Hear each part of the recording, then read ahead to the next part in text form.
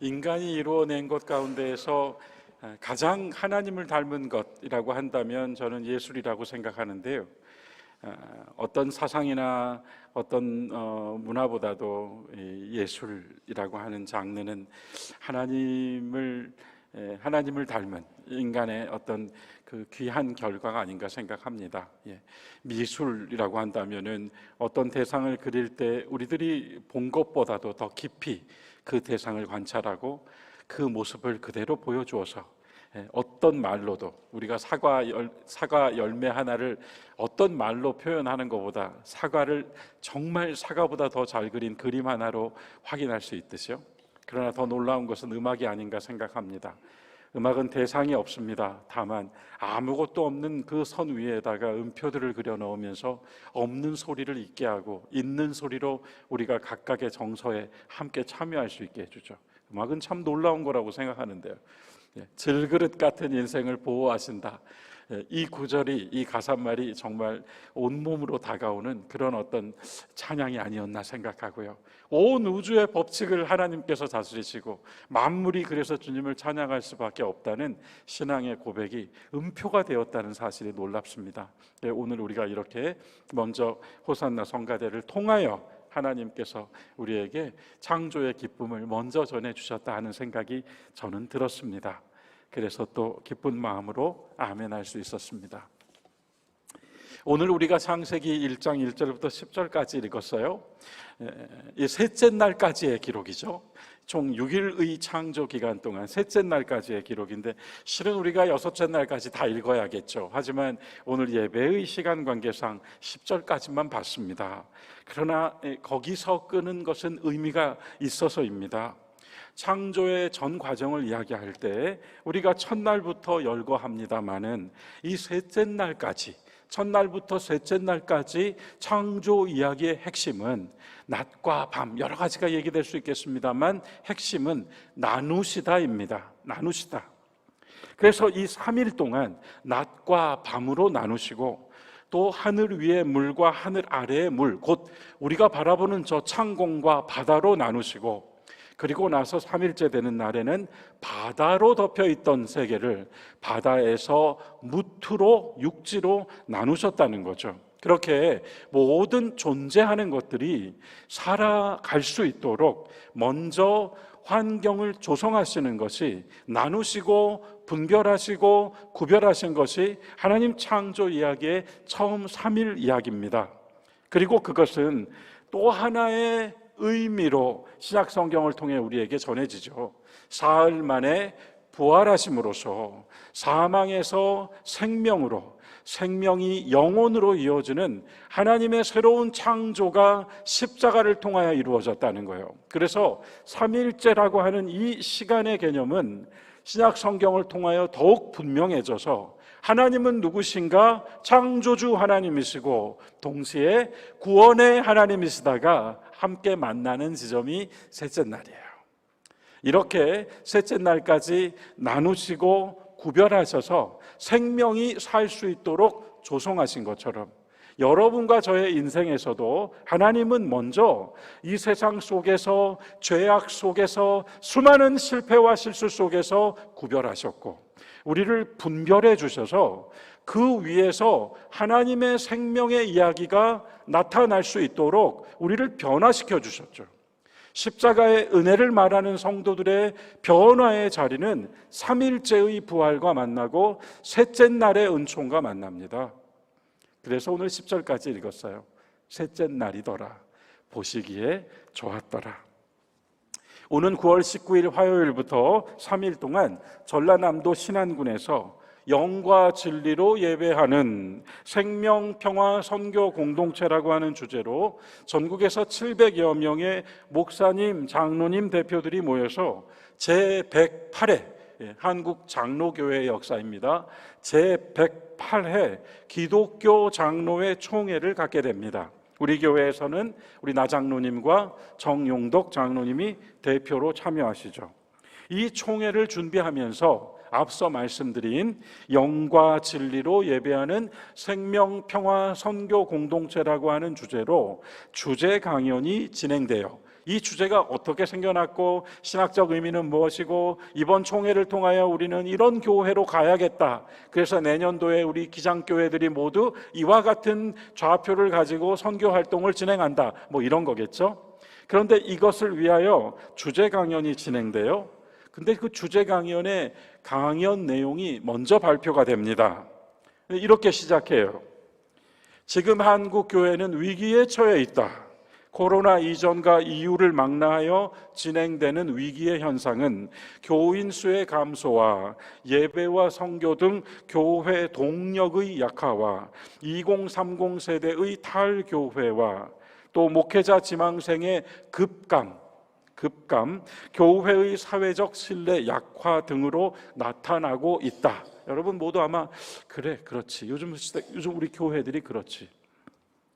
그래서 이어지는 표현이 교회가 수렁에 빠진 상태이기에 점점점점 하고 이제 이어지는 겁니다. 저희가 주제 강연의 이 첫머리를 가져와서 이 시간 이 강단에서 여러분과 나누는 이유는 이런 내용들을 가지고 우리가 함께 절망하거나 또는 걱정하자는 의미가 아닙니다. 오히려 그 반대로 그래도 이 창조절 아침에 우리는 지금부터 다시 희망하자 이렇게 말씀드리기 위해서입니다. 지금부터 다시 희망하자.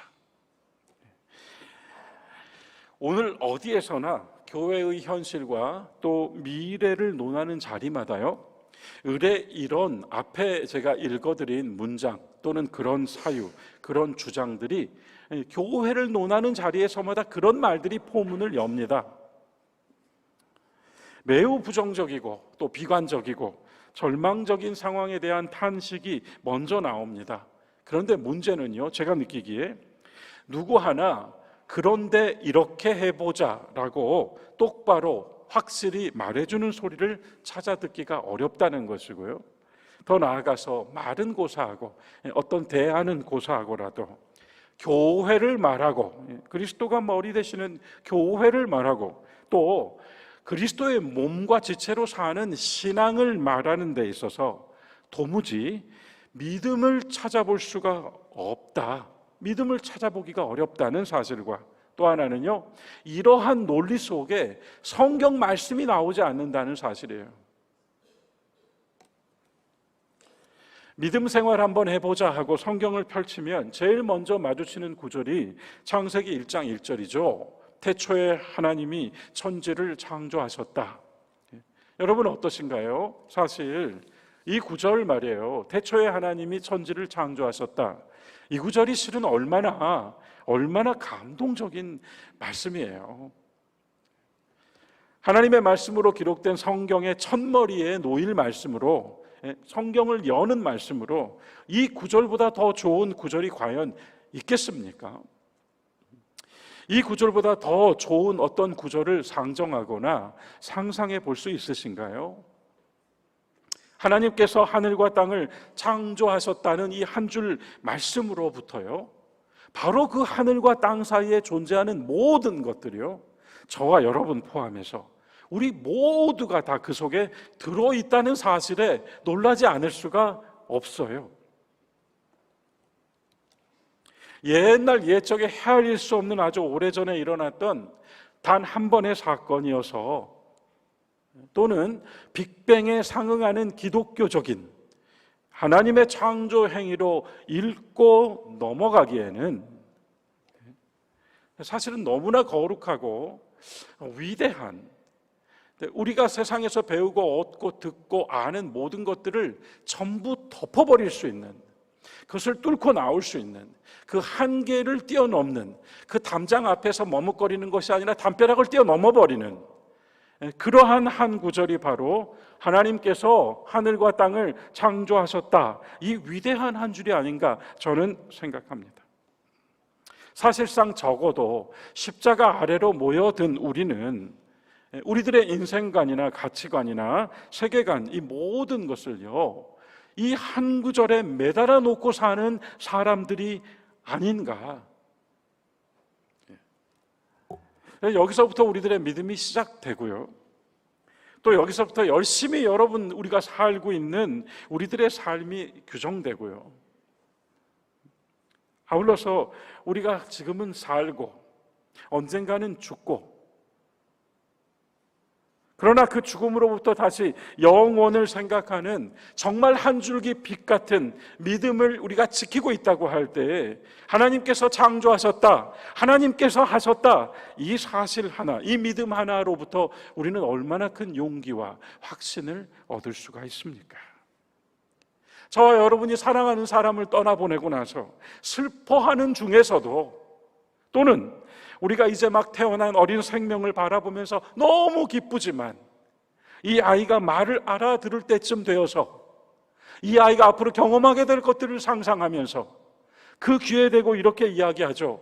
하나님은 어디에나 계시고 항상 너를 지켜주시고 또한 너를 위해 앞으로도 계속 도와주실 거야, 일해 주실 거야 라고 우리는 그렇게 믿음으로 이야기해 줍니다. 이 한 줄로부터요, 창조주 하나님에 대한 신뢰로부터요. 여기서 이야기 하나 나눠볼까요? 중세에 한 스승을 따라서 모인 제자들이 하나님에 대해서 너무나 알고 싶어서, 깨닫고 싶어서 이런저런 물음들을 스승에게 던졌어요. 하나님이 누구십니까? 하나님은 어떤 분이신지요? 그러자 스승의 대답이 이랬습니다. 하나님은 우리가 다 알 수 없는 분이지, 실은 우리가 모르는 분이라고 말할 수도 있지. 우리가 온갖 논리와 언서를 앞세워서 아무리 설명한다고 해도 다 표현할 수 없는 분이시지. 그러므로 너희가 나한테 물어서 내가 뭐라 대답하는 모든 말 역시 하나의 진리에 대한 어떤 왜곡이 될 수도 있느니라. 그렇죠. 우리 인간의 말로요, 하나님을 표현한다고 할 때 아무리 잘 설명했다고 해도 그 진리이신 하나님에 대해서 우리의 언어는 비틀어질 수 있는 것이죠. 그러나 스승에게 하나님에 대하여 배우려고 모였던 이 제자들이 어리둥절해하면서 다시 스승에게 물었습니다. 그럼 선생님은 왜 하나님에 대하여 말씀하시는 것입니까? 그러자 스승의 대답입니다. 묻겠다. 새는 왜 노래를 부르느냐? 굉장히 무슨 문답 같은 이야기죠? 새는 노래를 왜 하느냐? 제자들이 또 한 번 어리둥절해하고 있을 때 그 중 한 제자는 무언가 알아차렸다는 듯 입가에 미소를 띄웠습니다. 이렇게 기록되어 있네요. 스승이 여기서 말을 잇습니다. 새가 노래를 부르는 것은 무언가 할 말이 있어서가 아니라 자기 속에 노래가 있기 때문이지. 이 사막의 수도자가 들려주는 짧은 담화에서 저는 생각한 바가 많았습니다. 새가 지저귀는 소리가 노래 소리인지 우는 소리인지 누가 알겠습니까? 하지만 듣는 귀에 따라서, 듣고 있는 마음에 따라서 그 새 소리가 노래 소리로 들릴 수도 있고 우는 소리로 들릴 수도 있겠죠. 듣는 마음에 따라서요. 그런데 거기서 한 걸음 더 나아가서요, 새가 노래한다, 새가 노래하는 것은 자기 속에 노래가 있기 때문이라고 하는 스승의 이 말입니다. 이렇게 적용해 보면 어떨까요, 여러분? 오늘 성가대 찬양 제가 이야기했잖아요. 여러분과 제가 찬송 부를 때 찬송 부르라고 해서 부르는 찬송과 내 안에 찬송이 있어서, 내 안에 찬송이 있기 때문에 나오는 찬송과 같겠습니까? 어떤 것이 진짜 찬송일까요? 여러분과 제가 전도한다고 할 때 전도하라고 어깨띠 둘러매줘서 나가서 전도하는 것과 내 속에 전하지 않으면 안 될 말이 있어서, 너무나 전하고 싶은 말이 있어서 그렇게 해서 전도하러 나가는 것과 어떻게 다르겠습니까?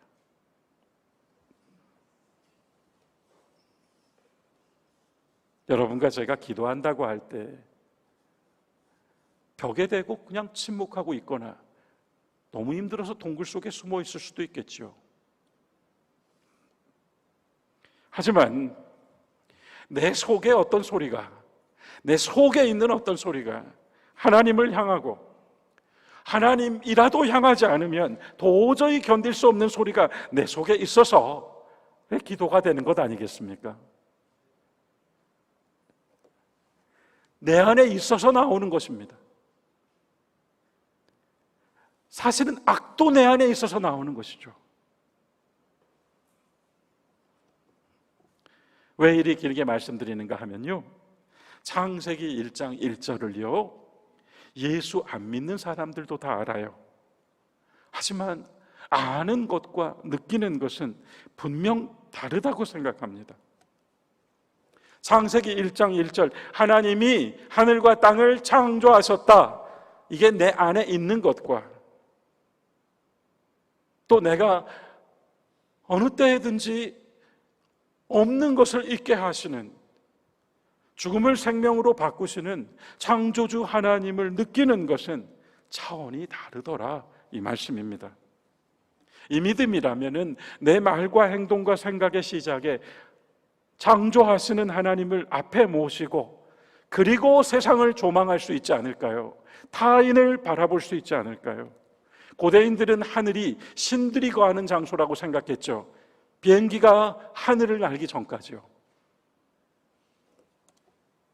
그래서 하늘 가운데에서도 눈에 보이는 아주 닿을 수 없는 실체로서 고대인들은 태양을 숭배했습니다. 눈에 보이니까요.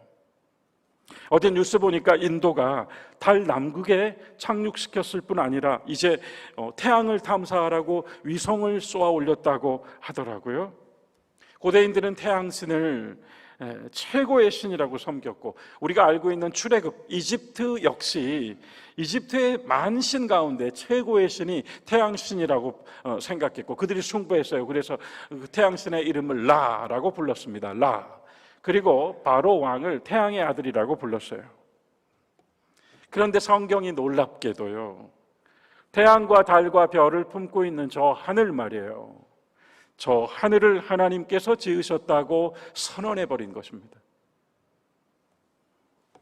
그 하나님을 믿는 믿음이 오늘까지 이어지죠. 그리고 우리는 이렇게 믿고 가고 있습니다. 창세기 1장 1절에서 하나님께서 하늘과 땅을 창조하셨습니다. 요한계시록에서 하나님께서 새 하늘과 새 땅을 창조하셨습니다. 창세기 1장 2절 보겠습니다. 땅이 혼돈하고 공허하며 어둠이 깊음 위에 있고 하나님의 영은 물 위에 움직이고 계셨다. 세 번역에서 이렇게 해놓았습니다. 창조 이전을 묘사하는 구절이죠. 4개의 단어가 들어왔습니다. 그 4개가 뭔가 하면 혼돈과 공허와 흑암과 깊은 심연입니다. 성경은 창조 이전에 그 창조되지 않은 상태를 이 4개의 단어로 묘사해 놓았습니다. 흑암과 혼돈과 공허와 깊음이라고요. 뭡니까? 무질서, 카오스입니다. 그런데 1장 2절 후반부가 눈에 들어와요. 하나님의 영이 수면 위로 움직이고 계셨다. 마치 날개를 편 독수리처럼 이 혼돈과 흑암과 공허와 심연 위로 하나님의 영이 움직이고 계셨다. 그리고 마치 알을 품고 있는 것처럼 이 카오스를 품고 있었다는 거예요. 굉장히 놀라운 구절이죠. 그런데 이걸 우리가 신화로 읽으면 그냥 신화죠. 신비로운 이야기 정도로요. 하지만 우리가 이걸 복음으로 다시 읽어보면 저는 이렇게 보입니다. 그렇게 혼돈과 공허, 무질서를 품고 계시는 하나님의 영이 무엇을 기다리고 있었는가 하면은 말씀을 기다리고 있었어요. 바로 1장 3절이 이렇게 나오죠. 하나님이 말씀하셨다. 빛이 있어라. 하나님이 말씀하셨다. 천지 창조 그러면은요, 의뢰의 천지 창조 그러면 우리가 의뢰의 어떤 화가가 그려놓은 화려하고 신비하고 환상적인 그림을 머릿속에 딱 연상하게 되고, 또 우리 다빈치가 그린 것처럼 막 이거 있잖아요. 신과 인간이 이렇게 손끝에서 상상이죠. 하지만 성경이 묘사하고 있는 것은 그런 신비롭고 화려한 그림이 아닙니다, 여러분. 무질서를 가만두지 않으시고 혼돈 속에서 말씀하시는 하나님이에요. 무질서를 질서로 바꾸시고 죽음을 생명으로 바꾸시는 하나님을 벌써 보여줘 버렸습니다. 우리들 각자의 실존으로 이야기해 볼까요? 우리가 항상 평형을 유지하면서 항상심을 가지고 살 수 있습니까? 끊임없이 혼돈에 빠지고 끊임없이 공허함을 느끼며 끊임없이 흑암 같은 절망 앞에 서고 깊은 심연에 빠진 것처럼 혼자가 됩니다. 창조주 하나님은 아주 오래전에 이 일을 하시고 주무시고 계시는 분이 아니라 지금도 하늘과 땅을 하나님이 창조하셨다라고 믿는 사람들 속에서 끊임없이 이 무질서를 질서로 바꿔주시고 죽음을 생명으로 바꾸시는, 일하고 계시는, 살아계시는, 함께 하시는 하나님이시라는 거죠. 여러분 믿으십니까?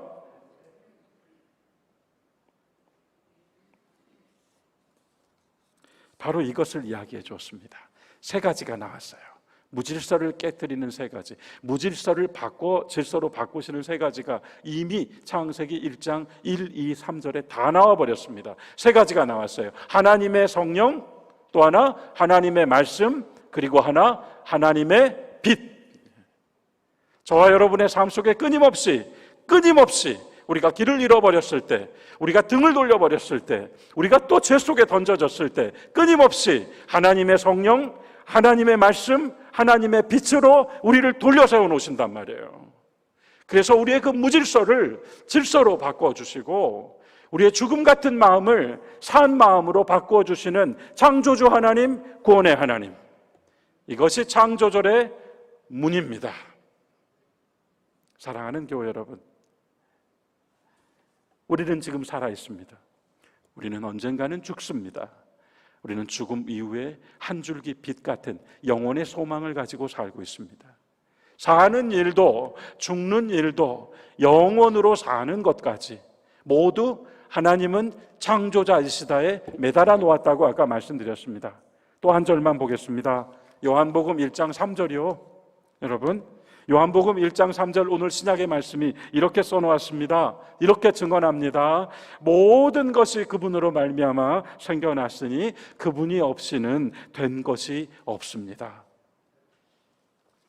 요한복음은 창조주 하나님을 신약으로 옮겨오면서 우리 주 예수 그리스도께서 바로 그분이셨다라고 이야기해요. 예수 그리스도의 십자가와 부활은 우리를 허무와 죽음으로부터 꺼내주셨고 우리를 흑암과 절망 속에서 끊임없이 저 십자가를 향하여 바라보며 설 수 있도록 인도하고 계시죠.